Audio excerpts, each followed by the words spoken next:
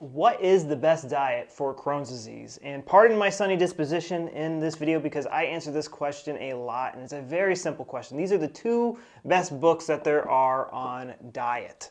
So if you had to choose one of these, choose this one. But essentially, Weston A. Price was a dentist in the 1930s. He traveled the world back when primitive populations still existed, and he witnessed what they were eating. And they were so healthy that they had perfectly straight teeth, very few diseases, and they had a cavity rate of 0. And a lot of people especially from the paleo and from the ancestral community, they don't know how to read books because they're from the Paleolithic area and they don't know how to read.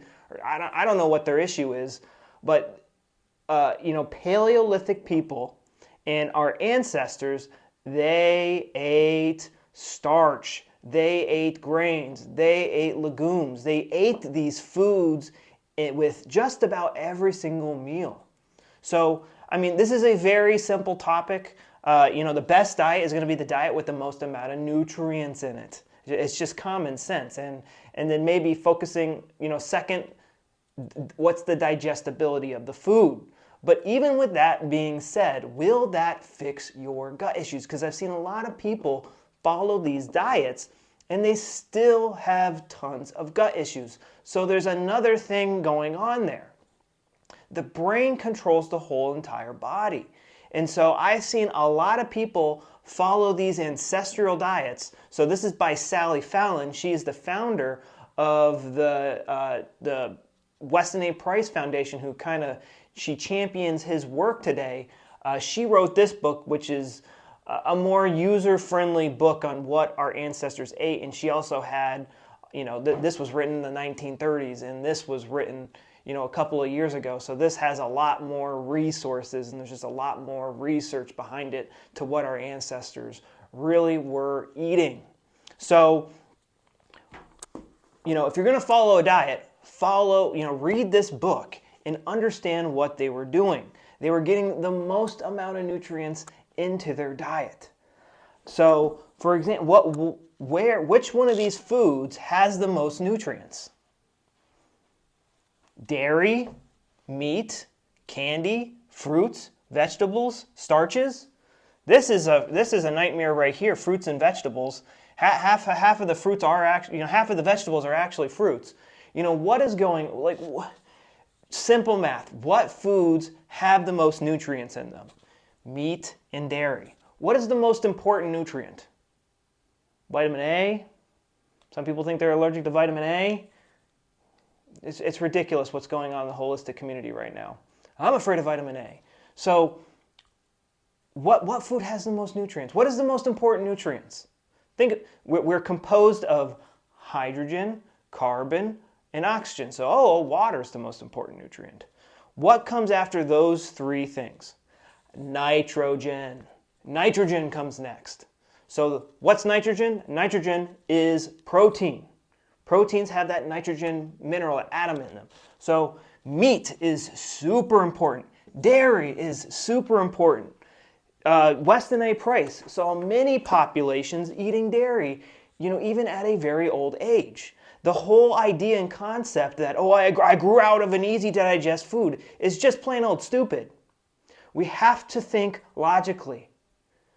What changed? When did my gut issues start? My diet didn't change. My diet stayed the same the whole entire time. What changed? It was a traumatic event in your life. What was the traumatic event that put your gut into overdrive? Was it a breakup, a bad breakup? Was it a bad business deal? Did you get laid off from work? Did you not get the promotion at work? Did a friend, stab you in the back? What is the hard to digest thing in your life that put your gut into overdrive? For Crohn's, it's indigestible anger. What makes you angry? Okay, that's what put your gut into overdrive. But in this video, we're going to stay on topic. What is the best diet for Crohn's? But I need you to realize following a strict diet will make your Crohn's worse because you're going to start perceiving food is hard to digest, which puts your gut in overdrive.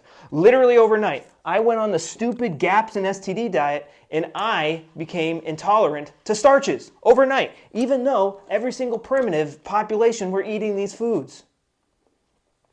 Oh, Mike, the Maasai, they only drank blood and raw milk bowl. If you read a little bit farther, and we're not cherry picking data, they were eating starches. Oh, Mike, the Australian Aborigines, they weren't eating starches, they were hunter-gatherers. They grew a tuber, and before the British came and wiped out their society, they were growing a type of grain. They find grain grinding stones 60,000 years old. What is the most nutrient-dense plant food? Think about it. Starches are essentially seeds. They're baby plants. That's where they store all of their nutrients to help the seed grow into a baby plant and thrive. Starch is the most energy dense food. Meat and dairy are the most protein rich food. And for those of us going through gut issues, our body is burning through protein. There's some therapy. I don't want to call them therapies. There's some torture devices out there for treating Crohn's disease. It's called I forget what their name is, but essentially what they do is they put someone on a vegan diet or a vegetarian diet, and they starve their body as they go through this healing process. It's absolute insanity. When we are healing, our body is starving for nutrients. It's burning through so much nutrients. So what Weston A. Price saw that was really important is that people were eating lots of protein, they were eating lots of starches, lots of energy. The body's also going through energy, but fat-soluble vitamins, vitamin A. Oh my God, you're eating too much vitamin A. That's not good for the baby. It's ridiculous. You need a lot of vitamin A to support healthy baby growth. Vitamin E, another fat-soluble vitamin. Vitamin D and vitamin K2. He called it the X factor, but K2 was also something that he saw to be very important. And that's in the fats of dairy, so butter, cream, sour cream, smetana, whatever you want to call it. And that's how they discovered vitamin A. They took the cream out of milk and they fed it to rats, and they're like, hey, these rats aren't doing too good because you took out the part that, like, one of the most important parts of the milk. Nature put it there for a reason. It's a complete food. We are just overcomplicating things. It's so simple. Just get the most nutrients into you as possible. Organ meats are another great way to get tons of nutrients into you. I don't like organ meats, so I take organ capsules, but organ meats are super healthy for you. Fruits and vegetables are fine to eat, but you have to get a lot of protein into you. The best diets to follow, most ancestral diets don't even add up. The keto diets, if you want to lose weight, great. Paleo diets are stupid because they make you afraid of these foods and they put your gut into overdrive. What we need, you read these books, you just dispel all the holistic crap out there. They ate like the normal food pyramid, to be completely honest, and they had organ meats. And, it's so important to ferment your starches and stuff like that, Why is the other person eating these things and they're fine? Yeah, it's a little bit easier to digest if we make sourdough bread versus normal bread, but I should be able to eat like a normal person and not have digestive issues. That is caused by the stress in your life, the indigestible anger in your life. So guys, this is how I look at diet when it comes to Crohn's disease. Screw the vegan and vegetarian diet. This is dangerous. Danger zone. This is when you lose a lot of weight. Very dangerous. Carnivore is pretty good. Carnivore, you're at least getting nutrients, and you're getting the most important nutrients into you, protein in large amounts. Your body's also going through lots of energy, so get that starch in there, but that's where a lot of people get scared. They get scared of the starch because of the dumb specific carbohydrate diet, the dumb GAPS diet, the dumb FODMAPs diet, the dumb keto diet. If you want to do it to lose weight, that's great.